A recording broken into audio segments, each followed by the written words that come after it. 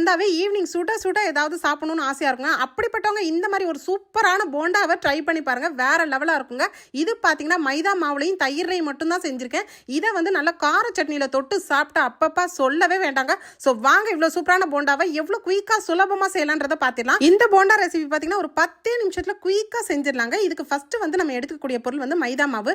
மைதா மாவு எந்த கப்பில் நீங்கள் எடுக்கிறீங்களோ அதே கப்பில் மற்ற அளவுகளும் எடுத்துலாம்.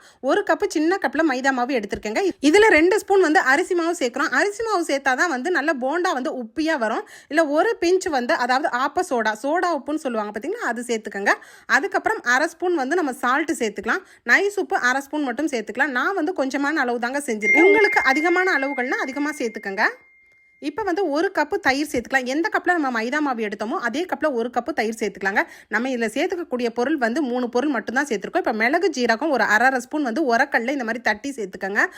ஸோ மிளகு ஜீரகம் வந்து இதை வந்து நச்சு போடுறது மூலியமாக டேஸ்ட்டும் அதிகமாக இருக்கும். அதே டைம் பார்த்தீங்கன்னா இந்த போண்டாலாம் சாப்பிடும் போது அந்த ஆயில் வந்து நமக்கு வந்து கொஞ்சம் ஏப்பம் வர மாதிரி இருக்கும். அதெல்லாம் இருக்காதுங்க. அதுக்கு தான் நம்ம இதை சேர்க்குறோம். சில பேர் வந்து ஓமம் கூட இதில் தாராளமாக சேர்த்துக்கலாம். இதை வந்து நல்ல வடை பக்குவத்துக்கு அப்படியே வந்து சாஃப்டாக பிசைஞ்சுக்கோங்க. லைட்டாக மட்டும் தண்ணி சேர்த்துக்கங்க. அதிகமாக சேர்க்காதீங்க.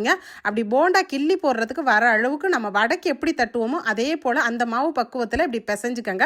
நல்லா சேர்ந்தாப்புல இப்படி சாஃப்டாக வந்து பிசையணுங்க. பிசைறதுல தான் வந்து நமக்கு போண்டா வந்து நல்லா உப்பி எழும்பி வரும். ஸோ 10 நிமிஷத்தில் இந்த போண்டா வந்து குயிக்காக சட்டுன்னு செய்யலாங்க. இப்படி கிள்ளி போட்டால் பாருங்கள், அந்த அளவுக்கு வந்து சூப்பராக மாவு வந்து நல்லா இந்த மாதிரி கன்சிஸ்டன்சியில் நமக்கு ரெடி பண்ணிக்கலாம். ஸோ இப்போ நமக்கு மைதா மாவு போண்டா ஒரு 5 நிமிஷத்துலேயே நம்ம ரெடி பண்ணிட்டோம். இப்போ ஆயிலை சூடு பண்ணதுக்கப்புறம் இதை எப்படி பொரிக்கலான்றது சொல்கிறேன். ஆயில் வந்து எப்பயுமே வந்து நல்ல ஹீட் ஆகட்டும். நல்ல ஹீட் ஆனதுக்கப்புறம் தான் நம்ம வந்து போண்டாக்கள் போடணும். நான் ஃபஸ்ட்டு ஒன்று போட்டு பார்க்குறேன். பாருங்கள், கொஞ்சம் ஊறின மாதிரி இருக்குது.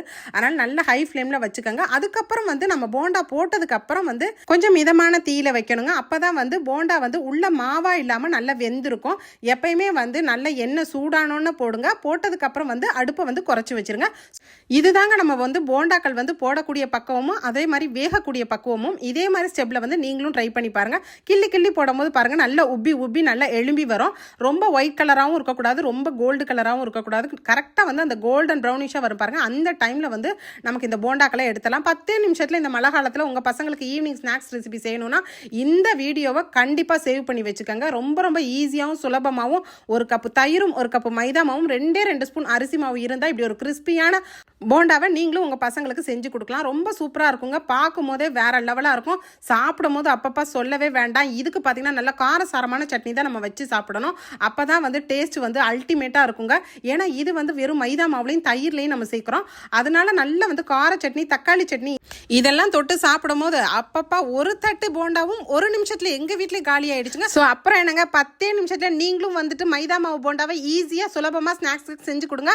ஸோ நான் இன்னைக்கு செஞ்சு காமிச்ச வீடியோ பிடிச்சிருந்தா நம்ம வீடியோக்கு மறந்துடாமல் லைக் போட்டு இந்த யூஸ்ஃபுல்லான வீடியோவை உங்கள் ஃப்ரெண்ட்ஸ் அண்ட் ஃபேமிலி ரிலேட்டிவ்ஸ்க்கு நிறைய இன்னைக்கு இப்போவே ஷேர் பண்ணிக்கோங்க. தேங்க்யூ. தேங்க்ஸ் ஃபார் வாட்சிங்.